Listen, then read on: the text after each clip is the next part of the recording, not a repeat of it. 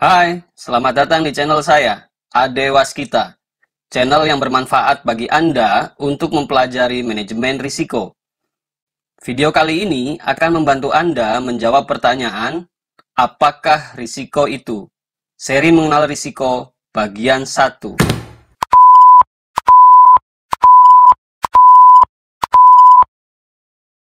Terlebih dahulu, kita bahas mengenai kejadian atau terjadinya suatu peristiwa. Misalkan, peristiwa matahari terbit dari sebelah timur. Peristiwa munculnya mata dadu 3 pada dadu yang dilempar. Peristiwa terjadinya bencana banjir pada 2 bulan mendatang. Dan lain-lain, itu adalah contoh-contoh kejadian, baik yang telah lalu, sekarang, maupun yang akan datang. Bagi Anda yang pernah belajar mengenai peluang, akan memahami bahwa sebenarnya kejadian itu ada 3 macam, yaitu kejadian pasti, kejadian mungkin, dan kejadian mustahil. Kejadian pasti adalah kejadian yang memiliki nilai peluang 1. Artinya, suatu peristiwa pasti terjadi. Sedangkan kejadian mustahil adalah kejadian yang memiliki peluang 0. Artinya, suatu peristiwa tidak akan pernah terjadi. Kejadian pasti dan kejadian mustahil sangat bertolak belakang. Berbeda dengan kejadian pasti dan mustahil, kejadian mungkin adalah kejadian yang memiliki nilai peluang antara 0 dan 1. Bisa 0,1, 0,5, 0,9. Selama masih berada pada rentang antara 0 dan 1, artinya suatu peristiwa bisa terjadi, tetapi bisa juga tidak terjadi.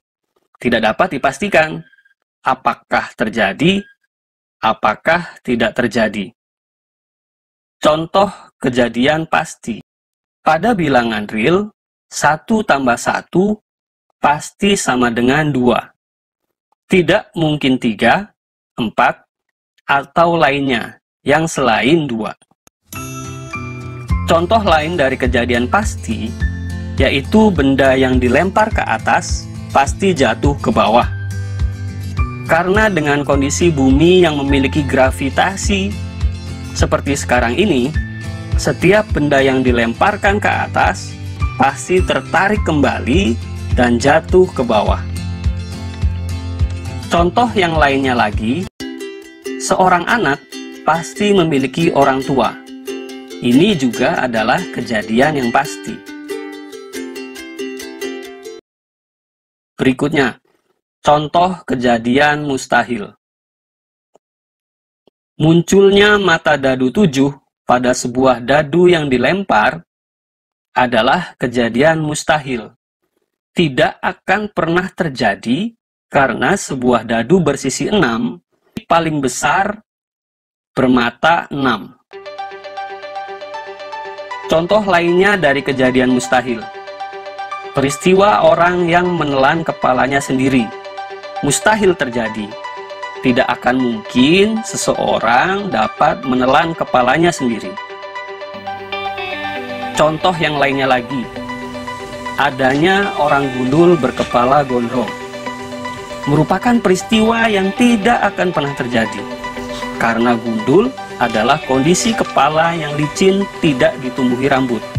Bertentangan dengan gondrong, kondisi kepala yang ditumbuhi rambut lebat dan panjang.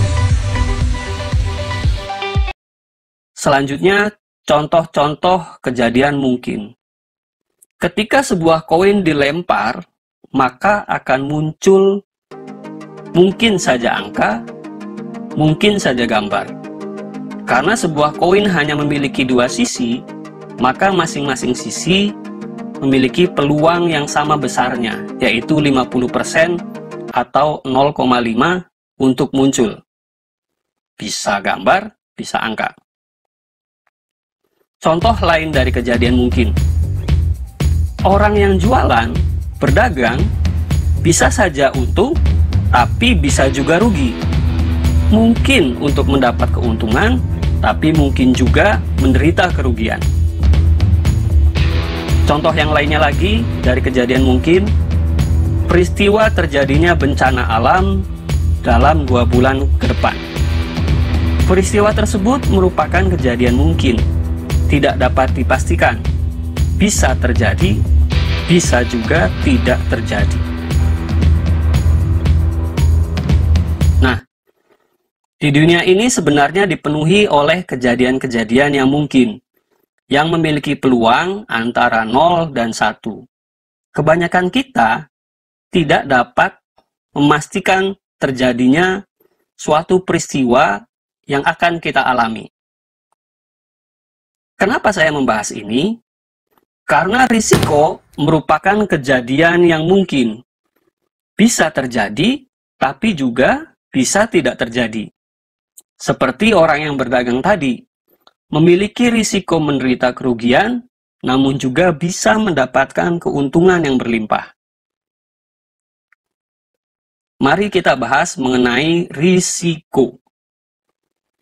Misalkan ada seorang pedagang dengan kondisi saat ini, yaitu modal yang dia miliki, barang dagang yang dia miliki, dan dengan kapasitas penjualannya, dia ingin mendapat keuntungan sebesar 5 juta per bulan. Nah, 5 juta per bulan adalah target dia di masa depan. Ketika dia menjalankan aktivitas berdagangnya, apakah pasti target 5 juta per bulan itu akan tercapai? Tentu tidak pasti. Malah, bisa saja targetnya terlampaui lebih besar. Misalnya 6 juta per bulan. Tapi bisa juga yang tercapai malah lebih kecil dari 5 juta. Bahkan merugi. Artinya, terdapat kemungkinan keadaan yang melenceng dari target yang sudah ditetapkan. Baik itu ke atas maupun ke bawah. Area penyimpangan itu adalah area ketidakpastian. Area ketidakpastian inilah yang disebut dengan risiko. Simpangan ke atas ini adalah risiko. Simpangan ke bawah ini juga adalah risiko. Lalu, kapan risiko itu muncul? Risiko muncul setelah target ditetapkan. Ketika kita menetapkan target atau sasaran, saat itulah risiko muncul. Apakah akan melenceng dari target atau tidak? Seperti orang yang memanah. Ketika diberi target sasaran panah, maka bisa tepat sasaran, bisa juga tidak. Tanpa target atau sasaran, orang yang memanah tidak akan memiliki risiko melenceng. Toh tidak ada sasarannya, jadi tidak bisa dikatakan melenceng dari sasaran. Memanah ke arah manapun bebas. Jadi, kesimpulannya, risiko adalah ketidakpastian yang berdampak pada target atau sasaran masa depan. Dampaknya apa? Dampaknya adalah penyimpangan atau deviasi dari sasaran. Nah, risiko ada 2 macam, yaitu risiko positif dan risiko negatif. Apa itu risiko positif dan risiko negatif? Apakah ada risiko yang positif? Bukankah semua risiko itu negatif? Kita tahu terdapat area ketidakpastian ketika kita ingin mencapai target atau sasaran. Area ketidakpastian inilah yang kita sebut dengan penyimpangan atau deviasi. Penyimpangan yang terjadi bisa positif atau lebih baik, bisa juga negatif atau lebih buruk. Penyimpangan ini adalah risiko. Ketika menyimpang positif, itulah yang dikatakan risiko positif.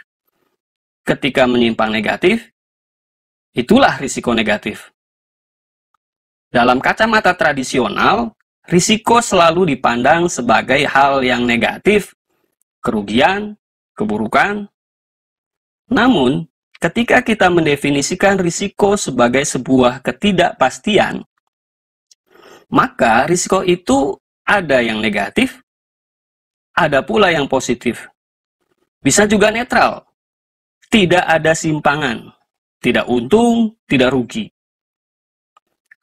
Risiko positif biasanya disebut dengan opportunity atau kesempatan mendapatkan keuntungan. Sedangkan risiko negatif yang sering kita sebut risiko memperoleh kerugian.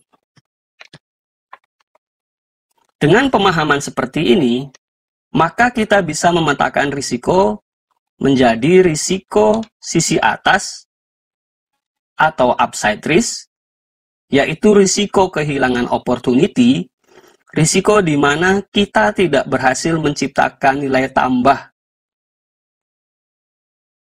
Kemudian ada risiko sisi bawah atau downside risk, yaitu risiko terjadinya hal yang buruk atau merusak nilai yang kita capai.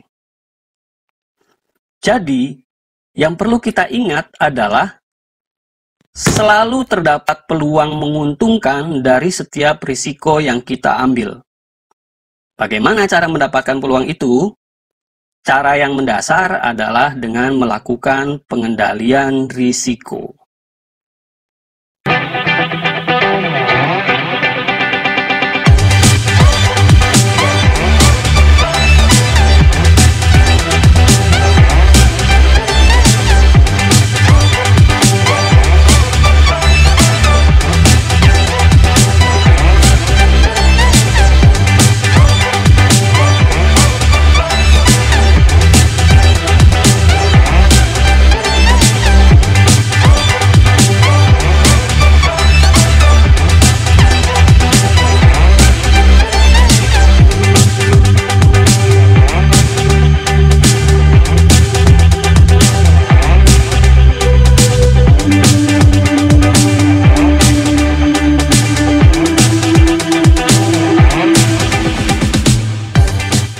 Mari kita bahas mengenai manajemen risiko, yaitu aktivitas terkoordinasi untuk mengarahkan dan mengendalikan risiko. Yang pertama, bahwa setiap risiko memiliki time horizonnya dalam tanda kutip. Apa sih time horizon itu? Misalkan kita berbisnis dalam 1 tahun atau 12 bulan. Ada bulan-bulan di mana penjualan begitu ramai. Tetapi ada juga bulan-bulan di mana penjualan sangat sepi. Itulah time horizon dari risiko bisnis kita. Pada video sebelumnya, pasar yang ada di sekitar rel, para pedagangnya sudah paham kapan kereta akan lewat, sehingga mereka tahu kapan harus menutup tenda dan membuka tenda. Itulah time horizon risiko. Contoh lain, jika kita berkendara di Tol Cipali dari arah Jakarta ke Cirebon, maka akan terdapat titik-titik tempat rawan terjadinya kecelakaan. Di sepanjang jalan itu memang bisa saja terjadi kecelakaan. Bahkan ketika mobil baru berjalan sejauh 5 meter, bisa kecelakaan. Tapi time horizon dari risikonya adalah titik-titik area yang paling sering terjadinya kecelakaan. Itulah time horizon risiko. Nah, aktivitas manajemen risiko adalah memprediksi kapan atau di mana time horizon dari risiko dapat terjadi. Selanjutnya, setiap risiko, baik itu opportunity maupun risiko yang negatif, memiliki likelihood dan impact-nya masing-masing. Likelihood adalah kemungkinan terjadinya suatu peristiwa risiko atau peluang suatu risiko bisa terjadi. Contohnya, dalam 10 tahun terdapat kemungkinan 2 kali terjadinya kebakaran pada suatu gedung. Itulah likelihood dari risiko kebakaran di suatu gedung. Bisa didapatkan dengan data historis secara kuantitatif maupun penilaian secara kualitatif. Sedangkan impact adalah dampak dari risiko yang telah terjadi, bisa positif atau negatif, mempengaruhi sasaran yang ingin kita capai. Baik berdampak secara langsung maupun tidak langsung, finansial maupun non-finansial. Contoh, untuk mencegah terjadinya kebakaran suatu gedung, kita menggunakan peralatan listrik yang aman, standar SNI misalnya, membuat SOP penggunaan peralatan listrik, dan menyediakan APAR, alat pemadam api ringan, di beberapa titik gedung. Nah, pencegahan itu adalah bentuk pengendalian risiko. Penggunaan peralatan listrik dan SOP-nya adalah tindakan untuk mengendalikan kemungkinan terjadinya kebakaran. Kontrol atas likelihood dari suatu risiko kebakaran.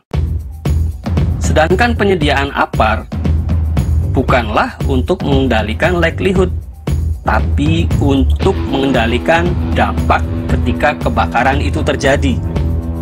Kontrol atas impact dari suatu risiko kebakaran. Manajemen risiko adalah aktivitas untuk mengendalikan likelihood dan impact dari suatu risiko.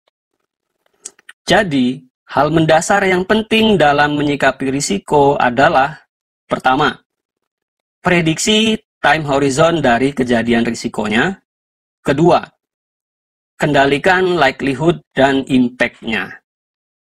Itulah manajemen risiko. Terima kasih. Sampaikan pertanyaan dan pendapat Anda pada kolom komen video ini. Silahkan subscribe dan bunyikan loncengnya agar Anda dapat mengikuti pembahasan-pembahasan di channel saya selanjutnya. Jangan lupa like dan share jika video ini dirasa bermanfaat. Sampai jumpa.